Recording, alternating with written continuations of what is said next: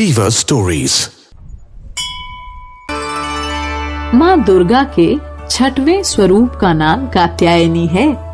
इनका कात्यायनी नाम पढ़ने की कथा इस प्रकार है। कत नामक एक प्रसिद्ध महर्षि थे। उनके पुत्र ऋषि कात्य हुए। इन्हीं कात्य के गोत्र में विश्व प्रसिद्ध महर्षि कात्यायन उत्पन्न हुए थे। इन्होंने भगवती पराम्बा की उपासना करते हुए बहुत वर्षों तक बड़ी कठिन तपस्या की थी। उनकी इच्छा थी कि माँ भगवती उनके घर पुत्री रूप में जन्म लें। माँ भगवती ने उनकी यह प्रार्थना स्वीकार कर ली थी। कुछ काल पश्चात जब दानव महिषासुर का अत्याचार पृथ्वी पर बहुत बढ़ गया, तब भगवान ब्रह्मा, विष्णु, महेश तीनों ने अपने अपने तेज का अंश देकर महिषासुर के विनाश के लिए एक देवी को उत्पन्न किया। महर्षि कात्यायन ने सर्वप्रथम इनकी पूजा की। इसी कारण से यह कात्यायनी कहलाई। ऐसी भी कथा मिलती है कि ये महर्षि कात्यायन के वहाँ पुत्री रूप से उत्पन्न भी हुई थी।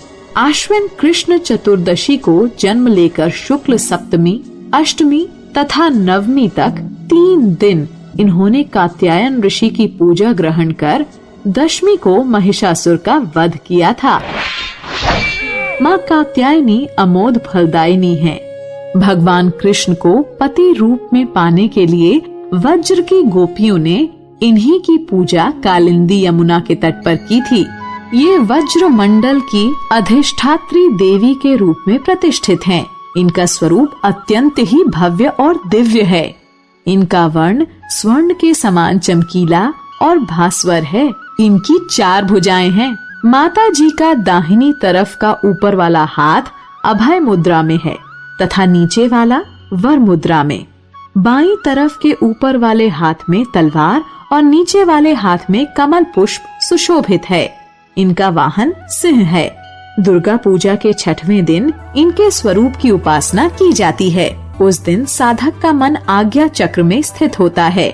योग साधना में इस आज्ञा चक्र का अत्यंत महत्वपूर्ण स्थान है। इस चक्र में स्थित मन वाला साधक माँ कात्यायनी के चरणों में अपना सर्वस्व निवेदित कर देता है। परिपूर्ण आत्मदान करने वाले ऐसे भक्त को सहज भाव से माँ कात्यायनी के दर्शन प्राप्त हो जाते हैं। माँ कात्यायनी की भक्ति और उपासना द्वारा मनुष्य को बड़ी सरलता से अर्थ, धर्म, काम, मोक्ष चारों फलों की प्राप्ति हो जाती है। वह इस लोक में स्थित रहकर भी अलौकिक तेज और प्रभाव से युक्त हो जाता है। उसके रोग, शोक, संताप, भय आदि सर्वथा विनष्ट हो जाते हैं। जन्म जन्मांतर के पापों को विनष्ट करने के लिए माँ की उपासना से अधिक सुगम और सरल मार्ग दूसरा नहीं है। इनका उपासक निरंतर इनके सानिध्य में रहकर परम पद का अधिकारी बन जाता है। अतः हमें सर्वतोभावेन माँ के शरणागत होकर उनकी पूजा उपासना के लिए तत्पर होना चाहिए।